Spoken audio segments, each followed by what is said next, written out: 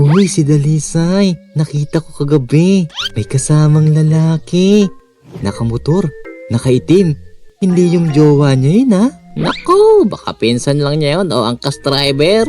Eh kung angkas driver yun, bakit siya hinatid sa madilim na parte ng eskinita? At bakit may kasamang yakap?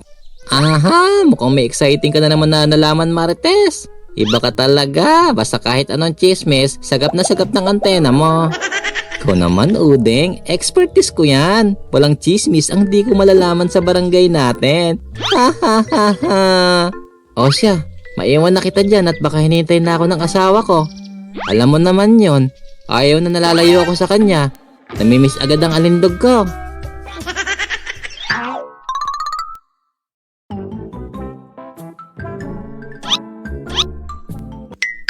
Ano kaya ito? Bakit kaya sunod ng sunod? Alitap-tap kaya ito? Dahil ikaw ang pinakatsismosa sa inyong barangay, ay sa iyo ko ipapamana ang aking kapangyarihan.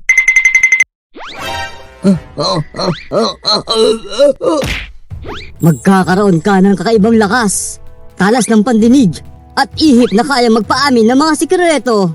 Buntis pala si Mercy, sinasabi ko na nga ba? Ang baho pala ng hininga ni Pons, no? Kaya pala iniwan ng asawa. Si Mang Banyok pala, dalawa lang ang breath. Yung isa butas pa. Hindi mo lang mabila ng asawa kahit sa ukay-ukay.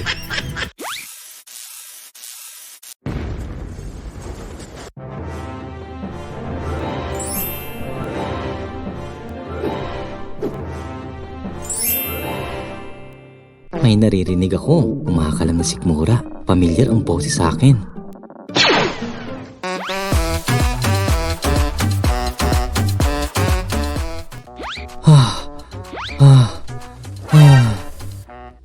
Kaya ang sarap talaga magsumba. Feeling ko sexy ko na. Tara girls, kain muna tayo. Oh, nawawala ang Shanghai. Sino ang nagtangkang kumuha? Hala, ano ba yan? Favorite ko pa naman yun. Sino naman kayang kumuha nun? Peachy ah. May hinala ako kung sinong kumuha nun. Si Aling Cordapia lang ang huling nakita ko malapit sa mga pagkain. Nakita ko pa siya, tingin ng tingin sa Shanghai. Tumutulo pa nga ang laway. Hoy, Aling Udeng, for your information, hindi ako kumuha ng Shanghai nyo na kulang sa sangkap. Puro lang magic sarap. Wala ngang giniling na karne, Oh, talaga? Bakit mo alam na kulang sa sangkap ang Shanghai? Ah, hoy, matagal ko niyang alam yan. Si Aling Konsing ang nagluto niyan, di ba? Kaya alam ko na hindi masarap yan. Shanghai na tinipid. Unang kagat, iiyak ka kaagad. Kung ako sa'yo, Cordapia, umamin ka na. May mantika pang labi mo, oh. Sino yan? Parang familiar ang mukha. Di ba si Aling Marites yan? Oo, siya nga. Ako, si Super Marites, ang tagapagbulgar ng mga sikreto. Alam ko na kung sino ang kumuha ng Shanghai. Ha ha ha ha. Oy, Marites, si Aling Cordapia ang kumain ng Shanghai namin. Super Marites, yan ang itawag mo sa akin. Para saan pa tong costume ko kung Marites lang ang itatawag mo, di ba? Oh siya, Super Marites. Sigurado ako na si Aling Cordapia ang kumain ng Shanghai. Hindi si Aling Cordapia ang kumain ng Shanghai nyo. Huh? Sino? Sino kayang kumuha? Hala, sino kaya yun? Walang iba, kundi si Mang Berting. Oy, Marites. Oh, Rico. Super Marites nga ang kulit nyo. Super Marites, bakit ako tinuturo mo? Nanonood lang naman ako ng Zumba dito. Oo, nanonood ka. Pero di ba pinalayas ka ng asawa mo?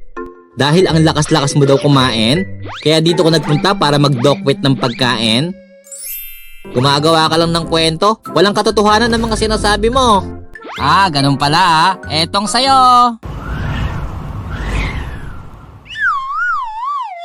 Ako nga ang kumuha. Kasi naman kanina pa ako nagugutom. Hindi kasi ako pinakain ng asawa ko. Ito na yung Shanghai, ibabalik ko na. 10 pa lang naman ang nabawas dyan. Ikaw pala kumain, pinapahirapan mo pa kami. Favorite ko pa naman yan, kakainin mo lang. Ito sa'yo. Sino ang mag-aakala na ang isang tsismosang tambay ay magiging superhero at tagapagbulgar ng masasamang sikreto? At doon nga nagsimula ang istorya ni Marites. Super Marites nga, hindi Marites. At doon nga, nagsimula ang istorya ni Super Marites. Abangan ang susunod na kabanata. Nagustuhan mo ba ang kwento ni Super Marites? Comment yes kung oo. Comment mo na din kung saan part ka nag-enjoy. At mamimili ako ng mananalo ng 100 pesos GCrush load. Congratulations nga pala sa mga nanalo sa last video natin. Huwag kalimutang mag-subscribe at pindutin ang notification bell. Bye-bye!